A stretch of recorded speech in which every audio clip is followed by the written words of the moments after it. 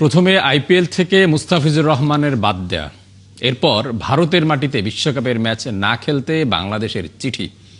একজন বিশ্লেষক বলছেন, সম্পর্ক ভালো করার সময় এ ধরনের কর্মকাণ্ড উচিত নয়।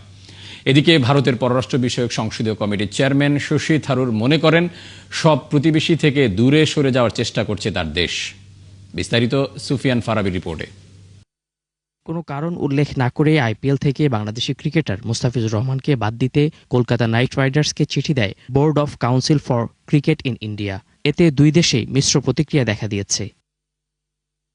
ভারতের জাতীয় সংসদের পররাষ্ট্র বিষয়ক কমিটির চেয়ারম্যান ডক্টর শশী থারুর বলেন, ক্রিকেট আর রাজনীতি একসঙ্গে জড়ানো উচিত নয়। মুস্তাফিজুর রহমান একজন ক্রিকেটার। সংখ্যালঘু নির্যাতনের যে বিষয়টি সামনে আসছে এর সঙ্গে তার কোনো সম্পর্ক নেই। ঘৃণাত্মক মন্তব্য বা হামলা করার সাথে তার কোনো সম্পর্ক নেই। তিনি শুধুমাত্র একজন খেলোয়াড়। আমরা যদি আমাদের সকল প্রতিবেশীকে দূরে সরিয়ে দেই বা তাদের সঙ্গে না খেলার সিদ্ধান্ত নেই, তা যুক্তিসঙ্গত হবে না। আমাদের সবার হৃদয় বড় করা দরকার, চিন্তাতেও আনা দরকার প্রশস্ততা।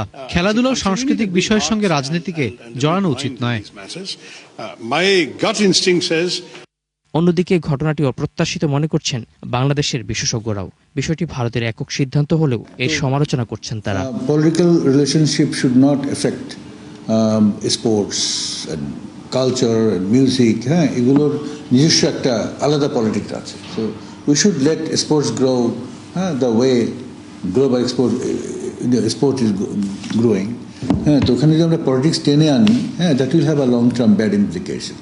হ্যাঁ, এটা আমাদের খেলাধুলার বা অন্যান্য সাংস্কৃতিক অঙ্গনেও আমি বলবো যে একটা নেতিবাচক প্রভাব ফেলবে।